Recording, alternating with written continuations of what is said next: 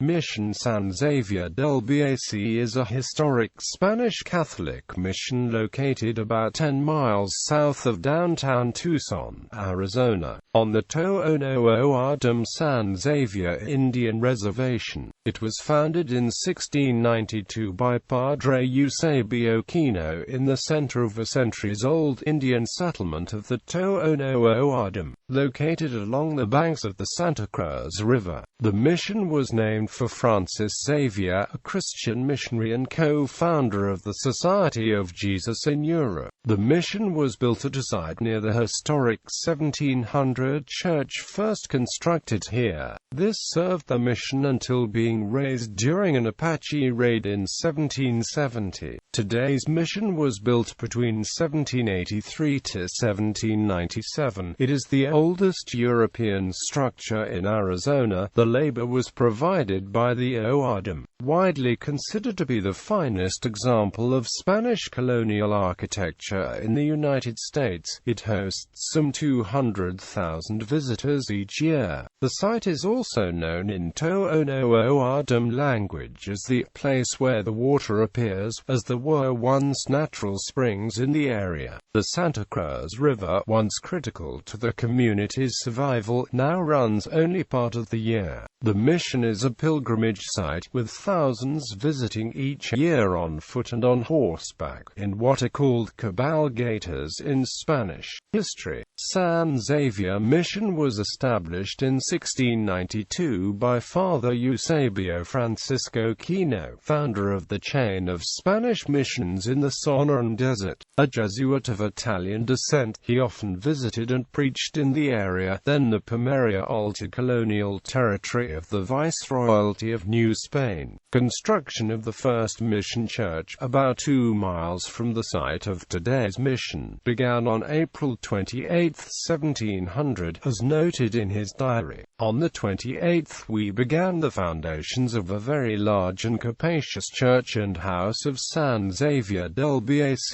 all of the many people working with much pleasure and zeal, some in digging for the foundations, others in hauling many and very good stones of horizontal from a little hill which was about a quarter of a league away.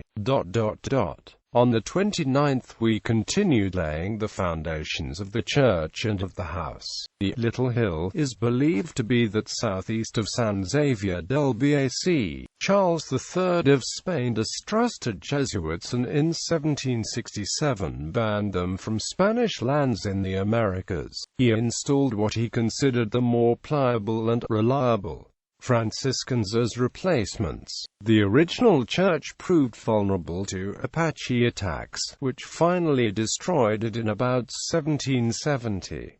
From 1775 on, the mission community and its Indian converts were protected somewhat from Apache raids by the Presidio San Agustin del Tucson, established roughly 7 miles downstream on the Santa Cruz River. The present mission building was constructed under the direction of Franciscan Fathers Juan Bautista Valderrame and Juan Bautista Lorenz between 1783 and 1797.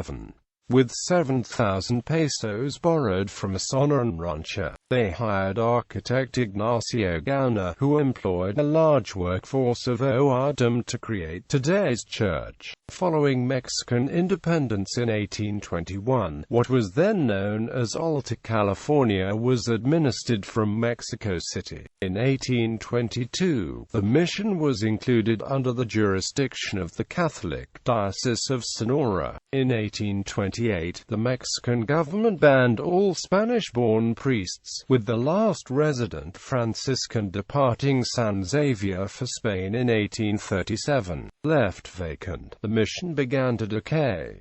Concerned about their church, local Indians began to preserve what they could. With the Gadsden Purchase in 1854, San Xavier was brought under U.S. rule as part of the territory of Arizona. The church was reopened in 1859 when the Santa Fe Diocese added the mission to its jurisdiction. It ordered repairs paid for with diocesan money, and assigned a priest to serve the community. In 1868 the Diocese of Tucson was established. It provided for regular services to be held again at the church. In 1872 the Sisters of St. Joseph of Carondelet opened a school at the mission for the Tohono O'odham children. In 1895 a grant of $1,000 was given to repair the building. More classrooms were added in 1900. The Franciscans returned to the mission in 1913. In 1947, they built a new school next to the church for the local children. Extensive restoration in the late 20th century has returned the mission interior to its historic splendor. Cement-based stucco added in the 1980s had trapped water inside the church and damaged its interior decorations. It is being removed and replaced with traditional mud plaster incorporating pulp from the prickly pear cactus. This material breathes better and allows excess water to escape, but it requires more frequent inspection and has higher maintenance costs. Following extensive and ongoing restoration of decorations, the mission church interior appears much in its original state, with brilliant colors and complex designs. Architecture. San Xavier has an elegant white stucco Moorish-inspired exterior, with an ornately decorated entrance. Visitors entering the massive, carved mesquite wood doors are often struck both by the coolness of the interior and the dazzling colors of the paintings, carvings, frescoes and statues. Its rich ornamentation displays a mixture of New Spain and Native American artistic motifs. The floor plan of the church resembles a classic Latin cross, with a main aisle separated from the sanctuary by the transept, which has chapels at either end. The dome above the transept is 52 feet high, supported by arches and squinches. At least 3 different artists painted the artwork inside the church. It is considered by many to be the finest example of Spanish mission architecture in the United States. The mission was declared a National Historic Landmark in 1960. Gallery. Mission today. Unlike the other Spanish missions in Arizona, San Xavier is still actively run by Franciscans, and continues to serve the native community by which it was built. Widely considered to be the finest example of Spanish colonial architecture in the United States, the mission hosts some 200,000 visitors each year. It is open to the public daily, except when being used for church services. The Franciscan Sisters of Christian Charity, who have taught at the school since 1872, continue with the work and reside in the mission convent. The San Xavier Festival is held the evening of the Friday after Easter and features a torchlight parade of Tohono O'odham and Yaqui tribal members. Nearby communities. Martinez Hill to the east of the San Xavier Mission, bordering the I-19 freeway, is Martinez Hill. This hill, according to historian David Layton, is named in honor of Jose Maria Martinez. Mr. Martinez was born in the Pimeria Alta in the early 1800s. Around 1833 Jose wed Felipa Irigoyen, likely in Tubac, Sonora. The couple had many children, including Maria and Nicholas Martinez. From 1836 to 1838, Lt. Colonel Jose Maria Martinez was in charge of the Presidio in Tucson. In 1838 he retired from the military and was given land in Tubac. 10 years later, an attack by Apache Indians forced the residents to abandon the town, with most moving to Tucson. But the Martinez family relocated to San Xavier, where he was granted land by the chief. The hill that bears his name was either included in the land grant or was very close to it. Martinez went into the cattle business for many years and would die from wounds suffered in an Apache attack in 1868.